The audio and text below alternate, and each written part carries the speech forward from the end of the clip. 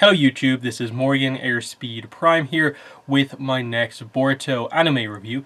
This one's going to be for episode 217, which is called Decision. So this is, I think at last in a way, the big high quality animation episode we've been waiting for. A huge moment from the manga now finally gets adapted in the anime, and they absolutely delivered, like 100%. The hand-to-hand combat between Naruto in Baryon mode against Ishiki Otsutsuki was incredible, start to finish. You can tell that they had held back on certain other kind of big events. Primarily, I would say the Kashin Koji versus Ishiki fight. They did that just super accurately to the manga. Didn't add anything else in, and they left it for this because ultimately this is the most important character in the franchise. Naruto putting himself on the line here in this last ditch attempt to take out Ishiki, and it's this new mode that we never knew he had. It's one of those put your life on the line modes, and for that to happen and it come from Naruto, it was a huge moment. It was huge in the manga, and it was done, I think, even better here. In terms of the adaptation, they covered all the key moments from the manga very accurately, but like they do when they do this high quality animation, they add in extra bits in terms of like there was never like that long of taijutsu sequences in the manga, but you get a chance to flesh them out here to really get across that this is something only Naruto can do. No one is capable of this. Even Sasuke, who is sort of roughly on Naruto's level, is not capable of doing something like this. And that was a cool moment to see, that even Sasuke was amazed at this mode that Naruto has. Now, as we go through the episode, we get the explanation on Baryon mode, that it is, like they talked about in the previous episode, it is Naruto putting his life on the line. Is he willing to die? And the answer is yes, he is. So it's the two of them sort of channeling all of their chakras sort of together, and it is so sort of intense, and they're using their sort of life force with this, that it effectively is, it's the top energy mode. There's so much energy being sort of outputted, and it is such intense energy that it is actually sort of like destroying itself. And so their life force is being drained. But the effect that it also has is that, because sort of, like they explained, sort of chakra is connected. So if Naruto hits Ishiki with his fist enhanced by this chakra, because his energy is sort of being kind of consumed, his energy consumes Ishiki's. So it's this really cool sort of like draining ability that Naruto is wasting all of his energy in an attempt to waste Ishiki's energy. This explains why the fight is all taijutsu, and it's all about speed, Naruto getting in as many hits as possible, because that's how he does the damage in this mode, is by physical contact. Now, of course, they had him do a lot of punch kicks and stuff like that, when, of course, I suppose the same effect would have come across just by holding onto him. But that might not have looked as visually interesting, so, they just had it be Naruto super fast. Like, he's putting out 2-3 hits for every hit Ishiki can do, and every hit drains some of Ishiki's chakra. And because Ishiki's already sort of low on chakra, we've been presented with the idea that he has maybe 2 days left to live, because Jigen is not a very good vessel. Every hit lowers that time, and that's the key thing. There is no way that without this mode they'd be able to do anything enough to hide Kawaki from Ishiki for 2 whole days. Naruto doing what he does here, putting himself on the line, makes it so that that timer goes down from 2 hours to half an hour, and eventually at the end, when Baryon mode finally runs out, Ishiki has only 5 minutes left to find Kawaki and implant another karma mark. So there's that acceptance, there's that and that's what I really liked, I think, throughout this fight, is that it's Naruto's last stand, and that has huge impact because of what he's willing to do. And they made it seem so epic. But also on Ishiki's side of thing, he's been so powerful in this mode and so confident. It was very interesting to see him begin to lose it as he realizes what's happened here. That this mode, like, oh, I'm not taking much damage here, but suddenly he starts to feel like just a lack of energy. That this is what it's been doing this whole time. And he just starts to freak out, especially in those last 5 minutes where everyone is just in pure kind of time wasting mode. Sasuke swaps places with Kawaki when Kawaki's brought onto the battlefield. That distracts him. And then the biggest, thing that buys them more time is Sasuke came in prepared to counter the Byakugan, an easy way for Ishiki to locate Kawaki. But no, Sasuke brought in a special smoke bomb that has special sort of minerals and properties in it that, because the smoke consists of this kind of particles throughout it, he can't see through this. So it's a kind of counter to that. Really interesting concept. And without that immediate, like, I know where you are ability, he gets frustrated, is screaming in the air, and eventually latches onto the idea that, like I've done in the past to Kawaki, how I can get him to kind of do what I want is by threatening something he cares about. And this is where the anime did a really good job. There's a same general style flashback here in the manga, but it's more just a general, like, Jigen Ishiki's poor treatment of Kawaki, and their contrasting, of course, one father figure to another. Here, though, because we've had all the anime extra setup for Kawaki, including the goldfish thing of, like, that's something he got and he cares about. That was always the thing that Jigen in the past threatened Kawaki with. Every time Kawaki would hide away or something like that, the goldfish would be threatened and Kawaki would come out during a countdown. In this case, of course, the goldfish is Naruto. And I actually like that dynamic in terms of visually. Naruto's color scheme is kind of, the same as a goldfish. Now, I don't know if that matters too much, but I thought that was kind of interesting imagery. Not that Naruto and a goldfish have too much of a comparison, but literally just the color connection between them I thought was interesting in terms of symbolically that's what they're going for in terms of referencing that flashback sequence and the countdown that's happening in the present. I will kill Naruto unless you show yourself. And he gives him a 20-second countdown. He gave him 10 in the past. I suppose highlighting the desperation, and I suppose also the idea of what, he was really far away. It'll take him more than 10 seconds to get here. And I love the build-up here because the manga at times can feel like it really has to rush through things to get to the show, I suppose. Here, I actually really appreciated that they did take the time to linger on this concept a little bit more of Kawaki can hide away and basically let Naruto die. In the process, Ishiki will die. But what drives Kawaki? All this episodes since Kawaki's been introduced, what's it been about? It's been about showing that he can trust people, he has friends, he has an actual father figure who cares for him, and it's Naruto. And like in the past, Kawaki is fundamentally a good character who is not going to let someone die.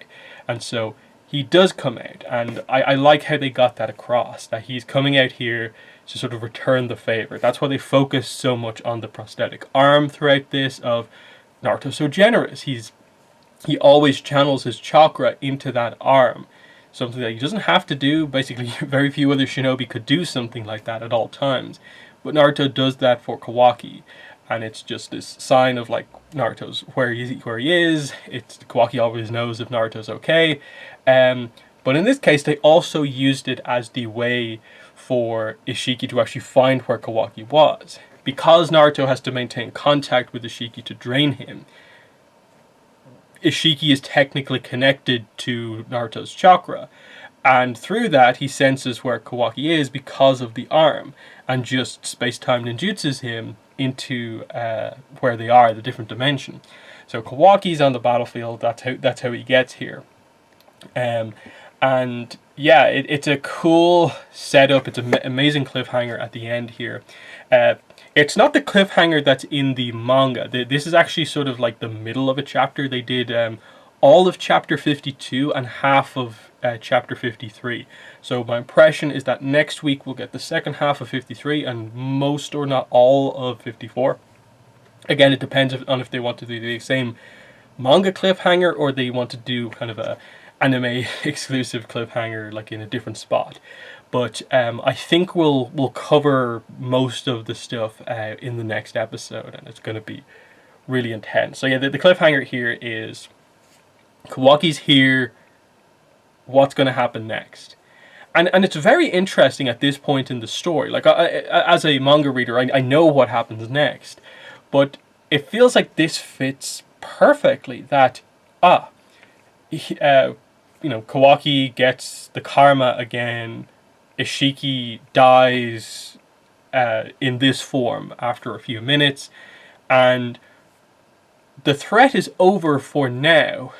But now there's the growing threat of Ishiki will be reborn eventually within Kawaki when the karma extracts. It's going to take some time, but it will happen eventually. But before that, Momoshiki is growing inside Boruto, and that's still a problem. So it felt like, that's one way they could do things, is just like this kind of idea of these two emergent threats that are on the verge of happening. And we can stop this effectively by killing these two characters, but we care about these two characters, so that is not an option. That would have been an interesting, way to go. But obviously, we know what happens if you've read the manga. So, it's a cool setup with the idea that, like, again, going back to episode or chapter 1 of Boruto, we know Kawaki has a karma mark in the future. Here's a way for him to get it back very clearly and save Naruto in the process. It doesn't fit all of the points in that, that chapter 1. We still don't know how we really get to that exact point, but just the idea of this setup, what is going to happen here. The thing you should probably latch onto is that in the kind of inner dialogue, we have like flashbacks to kind of key moments from Kawaki's character development over the last couple of episodes, including the mention of, can I become like Naruto? Do I have chakra inside me? Can I learn it too? So there's some setup there if you kind of connect to it. What is Kawaki going to do? Is he just going to hand himself over and accept that this is the only way to do things? Or will he try to fight? That's the other thing. Obviously, for the most part, Naruto is out of action because of the idea that the Baryon mode, effectively the idea is that it kills him. So he's unconscious, and so the idea is technically Naruto is dying as far as we're concerned. And so there's still some stuff to happen here. But in the aftermath, are we just going to be waiting for Naruto to die? Sasuke is there, but obviously has been quite heavily injured during the fight. Boruto has a broken arm and stuff like that, but there's always the threat of Momoshiki inside Boruto. They set that up before, that Boruto and Sasuke had that conversation about, if you go into Momoshiki mode, I'll be the one to deal with it. So there's a few things that still need to get paid off here. So even though this was the big fight animation choreography episode, there's still some impressive stuff that's going to happen in next week's episode as well. So I think we're going to still have at least one or two more hype episodes. And then we're going to have to get into an interesting section of things, I suppose. But we'll speculate more about that when we actually get there. I suppose I haven't really talked too much about the fight sort of choreography itself. Again, it was just beautiful taijutsu stuff here. You could tell that this was on a whole other level than a lot of what they've done before. They really, what it reminds me of is sort of like, Ultra Instinct. They were definitely going for that sort of a style. That's what this mode does for Naruto. He is all focused on, speed, getting in as much contact, as many hits as possible. And Kurama always is telling him that, expend as little energy as possible, move as little as possible. So I love that idea of like Naruto doing this sort of like almost Ultra Instinct dodging of like just, not feeling the need to flip around too much, but just body sways to just barely avoid the attacks, and then just like come in almost like boxing in some elements, combined with the usual ninja taijutsu style. That was all fantastic. They did have a Rasengan sequence in the middle for some sort of more bombastic stuff happening. That was perhaps the one section of the animation where I felt it was maybe it maybe got a little kind of cluttered. When they do the high quality animation, sometimes some of the shots can get like that, where it's beautiful and it looks incredible, but so much is happening that you can almost barely follow it in the couple of seconds that it's on screen. And I felt that Rasengan sequence almost was kind of like that. It had a little bit too much going on, where like fundamentally it's Naruto charging at Ishiki with a Rasengan and bursting through one of Ishiki's attacks. But the way they show it, where like it's this like spinning shot and it's like rotating upwards, and Naruto initially is like, normal, but then he's like coming down, and then there's you could tell like Ishiki fires something at Naruto, but they cut so quickly to like just effects that it's like, what exactly happened there? And so that can happen at times, and it's just that idea of like the clear, clean, amazing animation of just the two characters, doing taijutsu, which I suppose is before this probably best represented by Kakashi Obito from late Naruto Shippuden. Here was a kind of almost rival to that scene, but they did all the key moments really nice. Just the Baryon mode I thought looked super cool. They had a couple of sort of maneuvers that Naruto did, but that were sort of like anime exclusive. I loved the moment where he just completely captured Ishiki in the tails and did the punch directly to his face, where he was sort of like compressed. That was a big moment. I thought that was just like really, really clever, giving such a powerful sort of sequence to Naruto was really nice to see. So yeah, just the episode we were all waiting for was this one, and it's one of those ones where like the manga at times like can feel like it maybe rushes through some of this stuff, and it was still strong in the manga, but this episode I thought just got Baryon mode across so well. And my conveniently, like this was the week my Boruto era Naruto Funko Pop arrived in.